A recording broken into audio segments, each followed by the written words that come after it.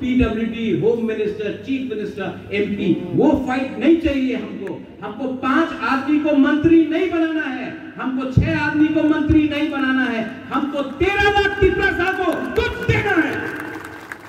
जैसे श्यामा बाबू ने दिया, जैसे नगेन बाबू ने फाइट किया, जैसा वीर विक्रम ने अपना जिंदगी को दिया।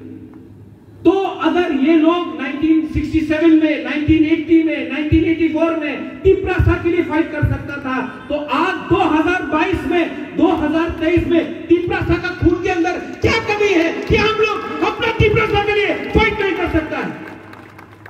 I request all of you all, ये स्पीच, ये भाषण पॉलिटिक्स का नहीं है, ये फाइट हमारा भविष्य का है, ये फाइट हमारा नेक्स्ट जनरेशन का है, ये फाइट हमारा। हम लोग तिपरासा का पेट में गांव में आप जाके देख के आओ, खाना नहीं है खाने के लिए, पानी पीने के लिए नहीं है, रास्ता टूटा हुआ है, बिजली नहीं आता है, स्कूल में टीचर नहीं है। चित्तो बाबू एजुकेशन मिनिस्टर ने पैसा नहीं है, एडीसी में पैसा मांगने के लिए भीख मांगना पड़ता है अगरतला में।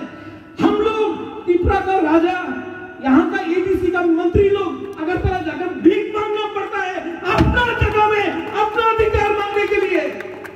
तो कितना साल तक और चुप बैठे, कितना साल तक कॉम्प्रोमाइज करे, कितना साल तक हम लोग अपना तिपरासा को धोखा देकर अपना मंत्री, अपना घर बनाए? अरे मेरे भाई, मेरे दोस्त, एक बार, सिर्फ एक बार, 3 महीना बाकी है, ये बार फाइट करके पूरा इंडिया को दिखाओ कि बुकुम वाला लोग और अकेला नहीं बैठेगा। अगर आप लोग हैं ना तो बुआ को कुछ नहीं चाहिए। अगर आशीर्वाद श्यामा बाबू का है, नगेंद्र जमतिया का है, वीर विक्रम का आशीर्वाद है ना, अगर द्रौपदी कुमार रियांग का प्यार है ना, हमको कुछ नहीं चाहिए।